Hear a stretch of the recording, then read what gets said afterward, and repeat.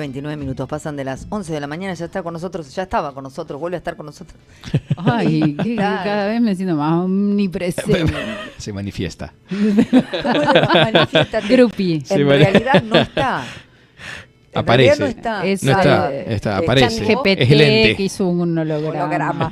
En realidad ya estuvo y nosotros la Igual lo del sentamos ahí. holograma la rebanco y nada. A mí hasta que no inventen la teletransportación, que me dejen de joder. Que las autos vuelen o algo por el estilo. Teletransportación, Sí, sí. dijo Charlie. No, a mí el holograma no me gusta. A mí me gusta el tocar a la ¿Hiciste gente. alguna vez holograma? Sí. Nosotros con mis hijos hacíamos uno que se hacía, no me acuerdo con qué, de un CD arriba del celular y veías el pitutito arriba del celular súper chiquito y te daban ganas como de tocarlo. Y bueno, pero a mí, a la gente me gusta tocarla, va a sonar horrible. Paso, ¿no? Pero me Bueno, entienden, sí, los dos me conocen, me gusta tocarla, claro. me gusta el abrazo, tocar. Lo fraternal, Exacto. claro, sí, Con sí. el holograma, sí. ¿qué hacemos? No, qué depresión. Y, bueno.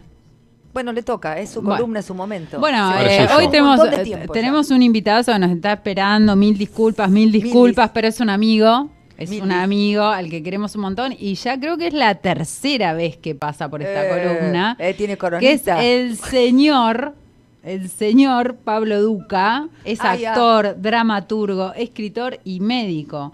Ha actuado en numerosas obras de teatro y como autor ha estrenado 6 obras. Ha publicado 8 libros. Puentes de poesía, Arde Dios esta noche, cuentos. Crónica de Miravalles, que es una novela. Un árbol en el medio del mar, poemas. Hospital de Agudos, poemas. Corach, poemas. Está un poco Lo más que de- aprendemos a nombrar, poemas. Y Perón y otras sobras. Quiero decir algo. Dramaturgia. Está un poco más gris de la última vez. No seas ¿Quién? mala.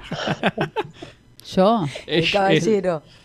¿El caballero? Con todo respeto y cariño le digo, porque yo lo sigo por las redes y me gusta mucho leerlo. Me bueno. gusta mucho la manera que vive la vida. Sí, es un Me parece un grosso. gran valiente. Es un grosso. Pero lo quería cargar un ratito. Un animal de radio, además. Sí. En este momento se encuentra realizando un unipersonal Cama 5 de su autoría con próximas presentaciones en Valparaíso, Chile, Ciudad de Buenos Aires y Bahía Blanca. Y esperemos que acá ¿Qué la tiene que gente ver de Valparaíso con Bahía Blanca? la gente de cultura lo convoque y traiga alguna de sus obras de teatro. ¿O no? Estaría bueno. Bueno, Hola, podemos Pablo, gestionar ¿cómo algo estás? también. Claro. ¿no? Buen día. Qué inicio tan halagador. Da gusto arrancar un martes así de este modo. Viste, como que ¿Cómo les parece va? que uno vive en un mundo mejor. Sí, Esto ya sí, en hace este momento el que domo. parece que se estuviera deshilachando minuto a minuto. Bueno, tener un diálogo fraternal es más que necesario, casi obligatorio, diría. Sí, ¿no? La no. imaginación al poder. Nos vamos para allá si querés, porque a veces en las tucas se complica. Ella le El dice las diálogo. tucas a Chacabuco. El diálogo fraternal a veces se complica en las tucas. Porque estamos muy cerca, ¿viste? No sé, en Bahía creo que no pasa eso. La cercanía te da como Demasiado roce. un grado de ficcionalización importante, ¿no? Como que uno cree que conoce al otro porque lo ve. Sabe lo que piensa, Sí. cómo vive, ¿viste? Y lo que no sabe lo imagina, lo inventa y de paso empieza un nuevo relato. Y aparte, Pablo, lo que nos pasa, y creo que Juli va a estar de acuerdo conmigo, es la siguiente. En el universo propio e insondable del propio hogar, una es lo que es, todo lo que es. Cuando una abre la puerta de casa y pone medio pie afuera de la A casa, la intemperie. una es todo lo que los demás creen que una es. Y Sí. entonces va la que es con la que todos los demás creen que una es, y una se va psicotizando mientras va al supermercado, mientras va a comprar algo, tratando de responder a lo que es, pero sin faltarle el respeto a lo que creen que una es. Y una vuelve a casa con un sentido de soledad tan grande. Bueno, listo, chicos. yo Bueno, los dejo Peri hablar. Rossi tiene un poemazo de eso. Hoy fui una niña buena, creo que empieza una cosa así. Sí, Que está bonito. eso por suerte en las metrópolis no pasa, Claro. ¿no? O pasa bastante menos. En las ciudades como las nuestras, que tienen esa magia de lo intermedio de ciudad grande, pero a la vez de habitar un pueblo o una poblada, una población, donde pareciera que nos conocemos todos y a la vez no. Uno anda con esa sombra a cuestas de la Tal mirada cual, del otro, ¿no? tal cual. Claro. Y en la metrópoli parece que uno anda un poco más relajado porque como prácticamente no es nadie, nadie espera nada de uno. Y eso está real, genial. es eso real y está es maravilloso. Hablemos, hoy te invitamos a hablar de tu último libro, obra, que es Perón, Perón y otras sobras. Sí. Contanos por qué el título, Perón, Perón y otras sobras. El título original, como se imaginarán, era Perón, Perón y otras obras. Son 5 obras de teatro, una es Perón, Perón. Y bueno, empezamos a jugar con Nico Antonioli, que es mi editor de Baldíos en la Lengua, y terminó con un título medio Lelutier, que tiene que ver bueno, porque empezamos a hablar y Perón, Perón y otras obras y sobras y prácticamente era lo mismo y quedó. Y quedó como un juego nuestro y después dijimos, bueno, que quede así. Que vaya. Y O sea que que las vaya. obras teatrales que están a posteriori de Perón Perón, o no sé si al inicio del libro o al final, no Sí. sé el orden, serían sobras. ¿Una obra de teatro es una sobra? Eh, es una buena pregunta, porque en el contexto del todo sí, creo que sí. Es un granito de arena en algo, Ujú, y no mucho más que eso. ujú. Tal vez si uno le pusiera obra, capaz que la estaría magnificando. Y me parece que me llevas a un pensamiento donde eh, en realidad es un aporte más. La dramaturgia es interesante porque tiene un lector, pareciera en principio diferente al lector o a la lectora literaria Ujú. clásica, digamos, porque en general son actores o actrices o directores que están buscando obras de teatro. eh, y un poco en la presentación quiero jugar con esto también Ujú. de ver cómo suena la lectura de una obra de teatro para público que puede no ser teatral. A mí me gusta leer una obra de teatro porque me la imagino, pero bueno, yo Tenés formo una parte del forma, ambiente claro, teatral. tenés formación actoral, ¿no?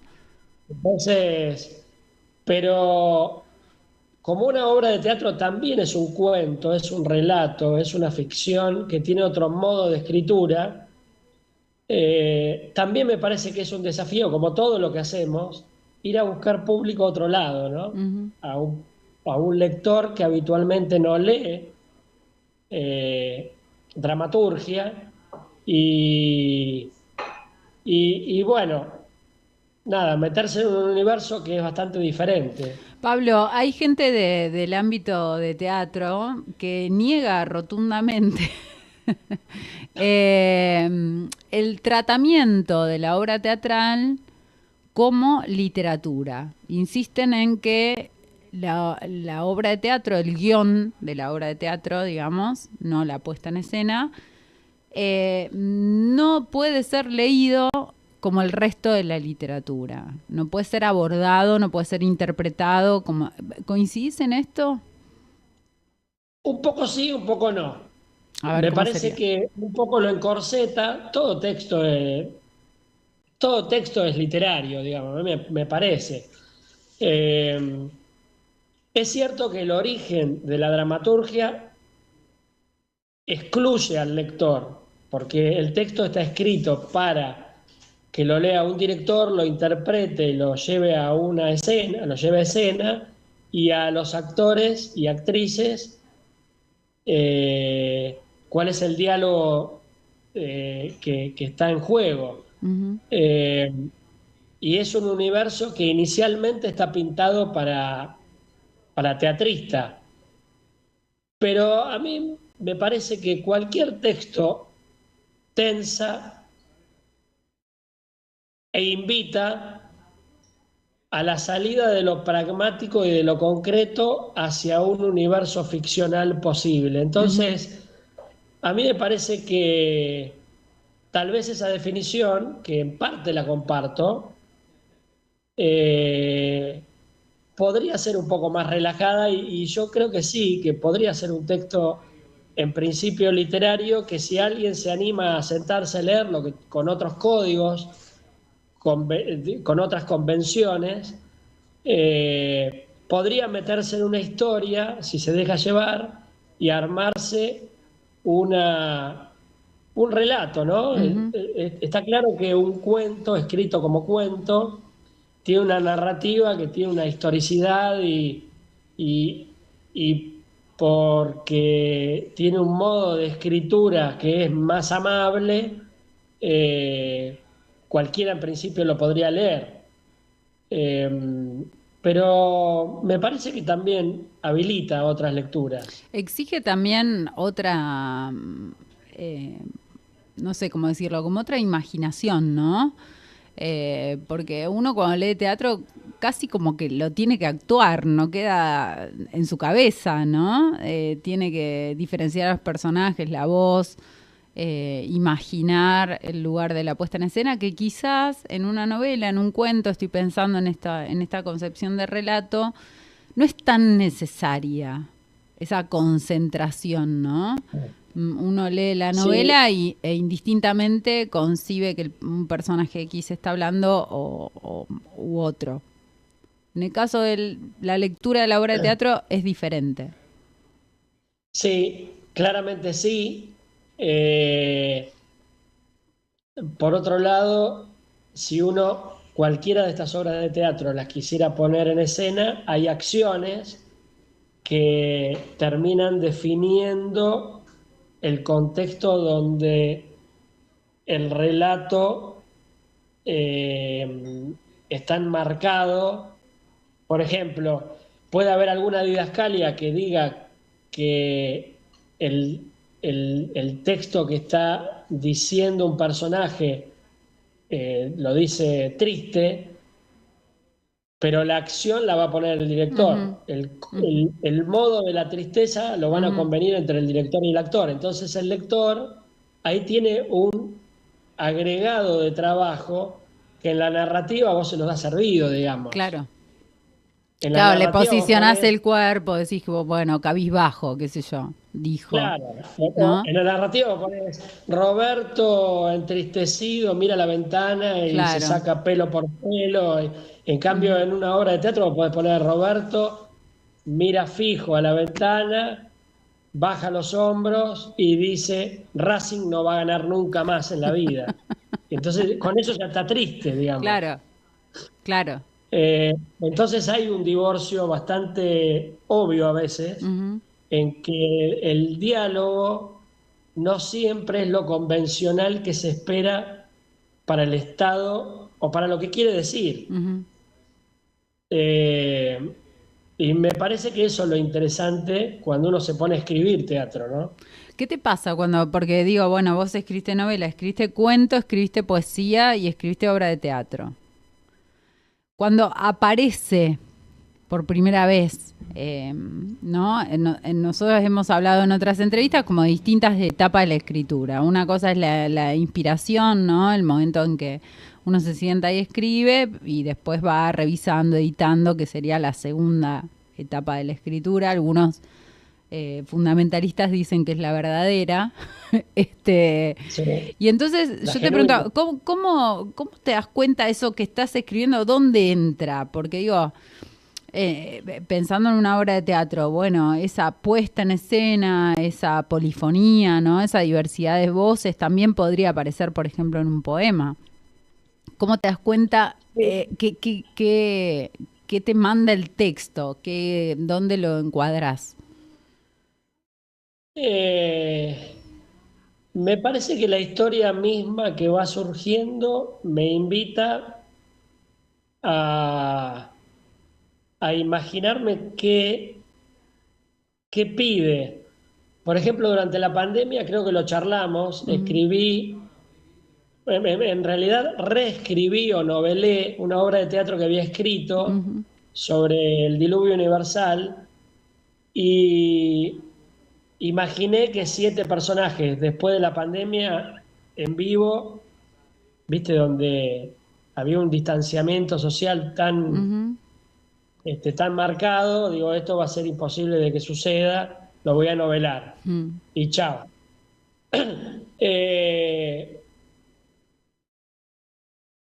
El teatro cada vez me está ocupando, por suerte, y lo disfruto, me está ocupando mucho más tiempo y mucha más dedicación. Entonces, todo lo que me pasa por el cuerpo me lo empiezo a imaginar como una puesta en escena.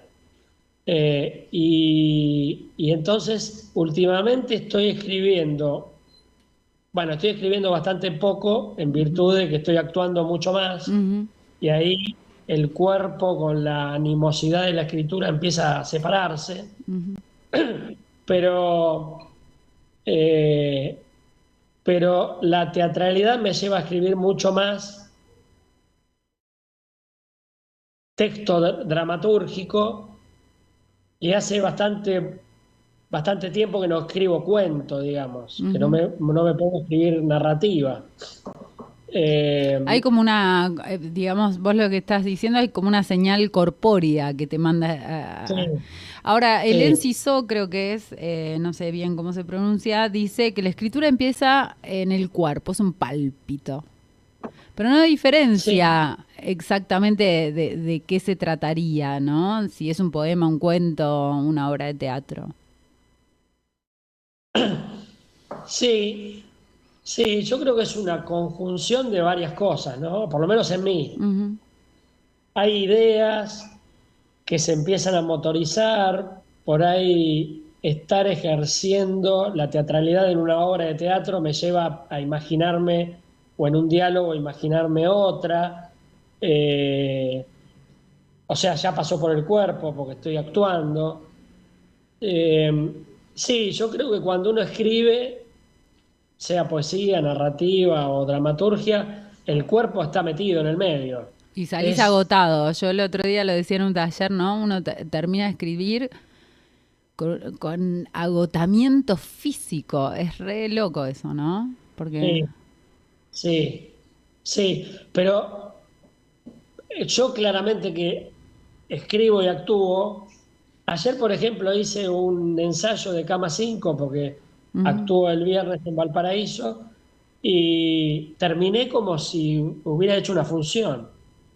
O sea, tiré tanta energía y tanta adrenalina en el ensayo y estaba tan poseído con lo que me estaba pasando que terminé agotado, que no me pasa cuando me pongo a escribir. Cuando me pongo a escribir, por ahí sí termino con esto que decís, con cierto agotamiento, pero no tanto como cuando meto el cuerpo en serio, digamos, el cuerpo actuar. A mí me resulta muy interesante esto de poder actuar algunas cosas que he escrito y que otro lo dirija. Entonces, me parece que el texto se amplía mucho más todavía.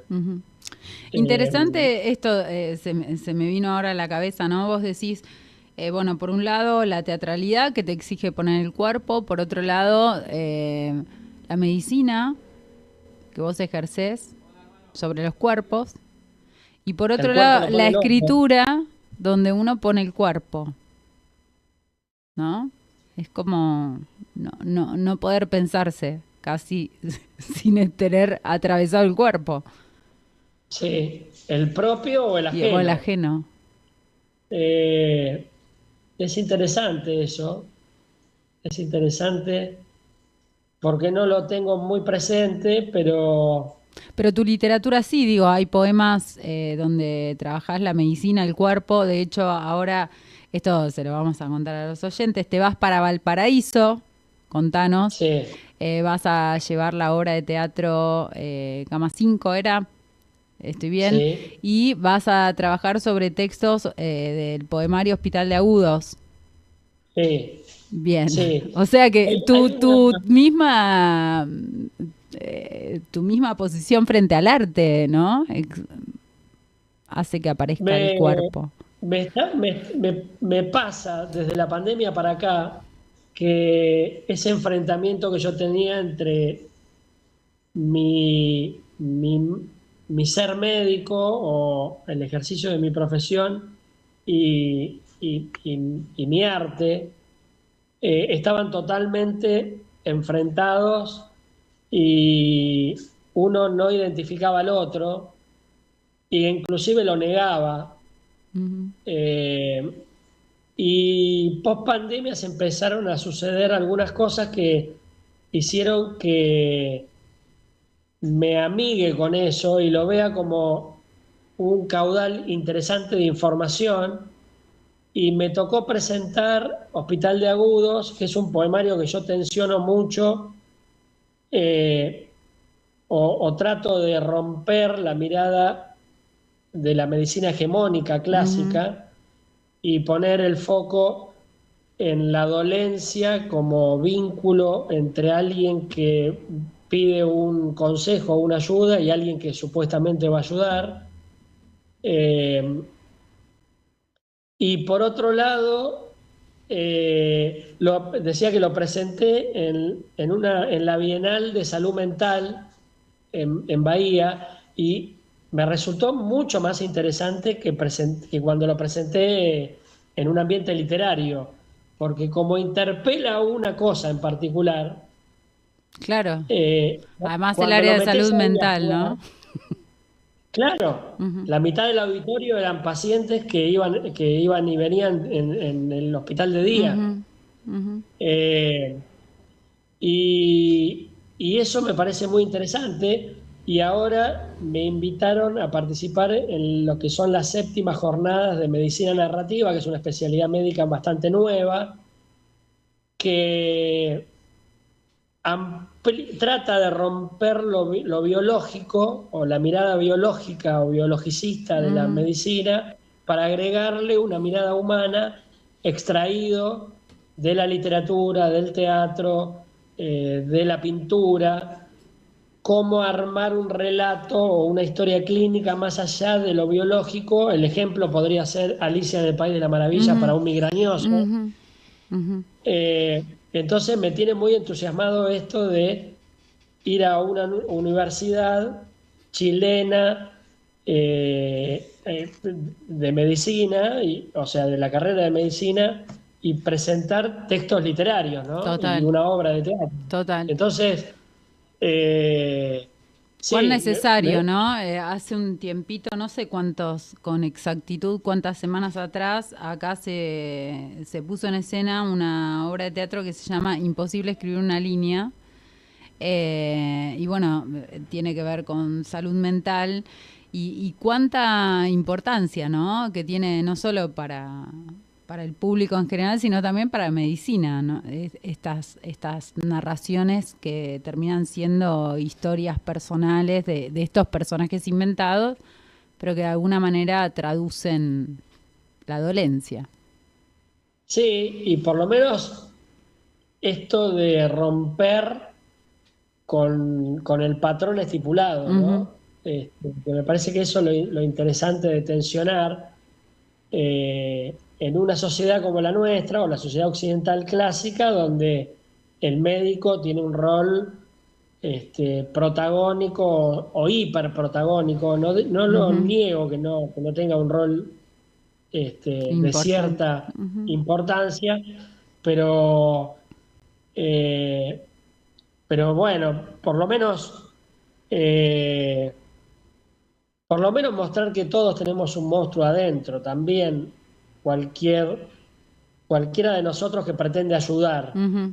también Ujú. lo tiene, ¿no? Ujú. Entonces, nadie está a salvo. Me hiciste acordar a una película que se puso acá en el espacio Inca este fin de semana, no, el anterior, no sé si la viste, Vladimir. No sé si, bueno, te la recontra recomiendo. Y bueno, y habla un poco de esto del artista invocando a sus monstruos, ¿no? El artista los invoca y medio hace espadachín ahí con el monstruo para que no. Sí, y a veces ese monstruo en el arte, yo siempre trato de mencionar esto que a mí me pasa, por lo menos, que la incertidumbre es un motor, a nosotros nos invita todo el tiempo a escribir, a reescribir, a pensar hacia dónde vamos sin saberlo, a llenarnos de dudas, de interrogantes. Sabemos claramente que cuando un poema intenta dar una respuesta, chao, se perdió. Se perdió el poema. El poema lo que tiene que abrir es una pregunta que tense las respuestas que están preedificadas. En cambio, en medicina, creo que en la ciencia en general, pero en medicina por lo menos tengo claro que sucede, hay falsas verdades instaladas o verdades absolutas que, bueno, que los monstruos son diferentes. O sea, si uno pudiera, tomando lo que decís, poner al monstruo como parte de esa incertidumbre que no sé a dónde me lleva, en el caso de la verdad médica, también hay un monstruo ahí porque hay un ser humano atrás que también está actuando. También está actuando. Y eso actúa es la credibilidad, ¿no? La creencia en esa verdad cientificista. Hay un contrato donde se está actuando. Total. Pablo, no me quiero quedar sin tiempo para dos cosas. Una es preguntarte en Perón, Perón y otras obras. Primera pregunta, ¿dónde se consigue el libro? Segunda pregunta, ¿qué va a encontrar el lector? Si querés podés contestar las invertidas. Además bueno, creo que, o sea, son 5 obras que no tienen nada que ver una con la otra, en todas, o yo creo que no tienen nada que ver. Andrés Binetti, que es un dramaturgo y director de teatro que muy generosamente hizo el prólogo, le encontró que todas tienen un hilo, que tienen, que parecía que fueran como primas. Pero Perón sitúa a 2 personajes, el 17 de octubre del 45, y bueno, más que nada para darle valor a ese momento, a ese evento, con lo que sucede después en la historia argentina, y reivindica un poco lo colectivo, ¿no? Lo colectivo político. Pero después hay otras obras. Kiev es la que le sigue, que es una obra que habla del amor entre 3 mujeres, situado en Kiev, en el medio de la guerra de Ucrania y Rusia. Otra obra se llama La Salomónica Muerte de Adán y es un poco interrogarse sobre qué pasa en un grupo, familiar o no, pero cuando uno de ellos toma una decisión vital para sí, pero cambia el hilo de la historia preexistente y cómo se lo bancan eso el resto. Y después un poco de la locura y por supuesto Takama 5. Y vamos a hacer, como es un libro de dramaturgia, un poco para las editoriales independientes, entiendo por lo que me ha contado mucho Nico Antonioli, con Baldíos en la lengua, está haciendo muy dificultoso la sobrevida en las librerías, ¿no? Total. Entonces va a estar en librerías, pero como tiene una obra que es filoperonista, que es Perón Perón, también tenemos intenciones de ponerlo, de que forme parte de la liturgia y que esté no sé, en el restaurante Perón Perón, por ejemplo, en Claro. los lugares de ese estilo, y después que esté a la salida de cada función de Cama 5. Ujú. Genial. Y como así como los músicos hacen un recital y después venden sus CD, bueno, también está el libro para comprarlo quien se Genial. haya encantado con el texto. Genial. Pablo, ¿tenés algo para alguna lectura de algo para compartirnos? No te quiero decir ni el género. No, podría animarme a leer algo de Perón Perón. Actuámelo. Ahí sentadito. Podría ser también, ¿no? Claro. No, voy a leer la escena 6 de, de Kiev, que te contaba recién, que no hay diálogo, pero sí es toda una didascalia, y que en algún punto hace relación con esto que hablábamos recién de que lo narrativo o no, y cómo un lector podría leerlo, ¿no? La escena 6 dice: el salón del taller se encuentra muy iluminado. Hay varias luces que iluminan directamente la biblioteca de B y C, que ahora está volcada en el suelo, apoyada sobre uno de los laterales. Hay veladores y lámparas de pie que están encendidas, iluminando la biblioteca. La escena está preparada para una tarea específica sobre el mueble que se encuentra en el centro. B ingresa y sale hacia el interior del taller en reiteradas veces, con latas de pinturas, lijas, trapos y finalmente con pinceles. Al final se recuesta junto al mueble y lo acaricia. Acaricia y cada tanto se detiene a imaginarla en la sala del hospital. Luego pasa la lija suavemente por el cuerpo de la biblioteca como no queriendo lastimarlo. Los gestos son suaves y cuidados. Hay música de fondo. Podría ser un tema de jazz de cadencia lenta. B se para y sube el volumen de un grabador que se encuentra sobre el mostrador escritorio y vuelve a sentarse.